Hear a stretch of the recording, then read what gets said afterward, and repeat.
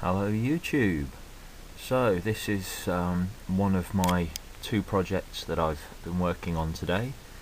Apologies for the not too great picture on the camera. This is my actual still camera, not my video camera, which I've yet to invest in. But anyway, what you have before you here is the Swarmlord for my Tyranids. The model itself, built from a Carnifex kit, and it was built for me by my good buddy Templars Crusade 01, also known as Brian, also known as the guy who does dumb stuff with kits when he gets bored.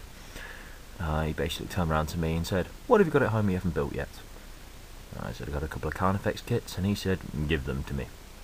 And this was the result of that particular time anyway. There were a few others. But basically, built from a Carnifex kit and a custom base that I got off good old eBay, because everything glorious comes from eBay. And what he's done, if I just turn this bigger base around, he's repositioned the legs on the bottom half of the fex. He's cut and pinned here. Now I'm not sure whether this camera's going to well across there. A little bit of green stuff to repin. Everything there. We've got the body on inverted, which gives it that much more upright position, makes it look like he's really leaping out at you, about to go, "Oh, I'm going to chop your face off," which is pretty much what the Swarmlord excels at. The arms are all Hive Tyrant arms. The right arms, left side as you look at the model, but right arms of the model are actual bone sword arms. Left arms of the model, right side as you look at it, are the lash whip arms. So what we've got here is a complete bone sword arm, untouched, unmolested. Top one, bone sword arm, and a little bit of green stuff, a little bit of pinning, and these top two sabres are actually just plastic card cut into the rough shape with some extra talons from a Trigon, well, I do believe they're the spare body spines from the Trigon. Bottom arm, lash whip arm, and a normal Tyrant bone sword pinned in. Head is the tusked Carnifex head, because he just looks meaty.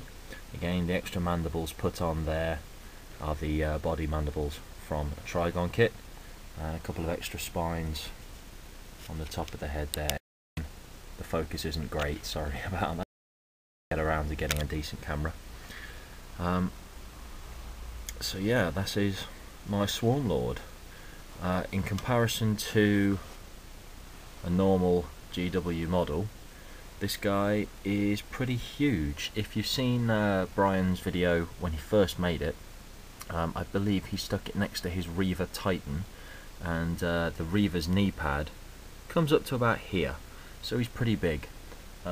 Best thing I've got to hand to compare him to is probably going to be, if I take him off the base there, if I stick a Tyranid Swarmlord next to him, that'll give you an idea of just how big this guy actually is. Tyranid Swarmlord, my Swarmlord. I don't think I'm going to get many cover saves for him. Being the size that he is, I decided I didn't want to have the normal Tyrant Guard because they just look too small. They're about yay big. I would get them out, but they're packed to take to a big Apocalypse game tomorrow, and quite frankly it's a lot of effort to get through all the padding.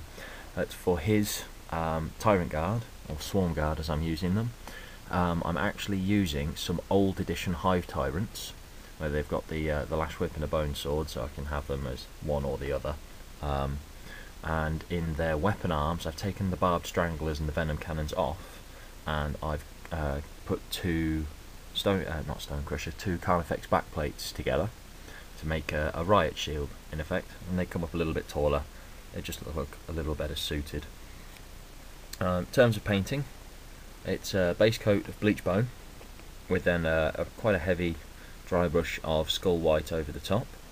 The recesses in the ribs and down the plates and little bits of detail I just picked out with Leviathan purple wash.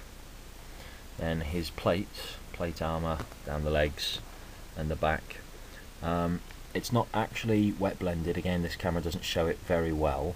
What I do is I base coat black, then feather on some leech purple, and depending if it's a big creature like the Carnifex or the, in this case, Swarmlord plates, I wash it with some Bad Herb Black to lower the tone. A little further back from the edge, another leech purple feather, which I leave as is, unmolested. Then again, the next one back, we have the Warlock purple feathering layer, and on the very edges of the plates, just a very light feather Fortress Grey. And the whole thing gets coated in gloss varnish, which gives it that lovely sort of insecty carapace look to it there, which is quite nice. For those of you that know Tyranids, I wanted it to be High Fleet Leviathan, because the backstory of Leviathan is just awesome. But I'm not, like I say, this is my way of getting around the current problem I have at the moment with blending. I'm terrible at it.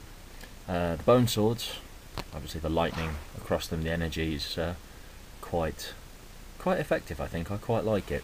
The idea of a bone sword is it inflicts instant death because it's a psychic weapon, it sucks the soul out of people. It's pretty mean, so I wanted to have that alien energy warping across the blades, and it's basically a very, well, I say very fine, it's a fine line of ice blue, and then a very fine line just picking out little bits on it throughout the tops, and just in the bits where it forks out, of just pure skull white.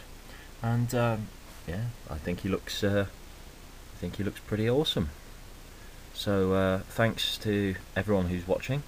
By all means, please comment, please rate, please subscribe, and if you get a chance, check out Templars Crusade 01, because the guy's a legend. He's taught me so much about modelling and about painting, and if it wasn't for him, I probably wouldn't do anywhere near any of the cool stuff that I do.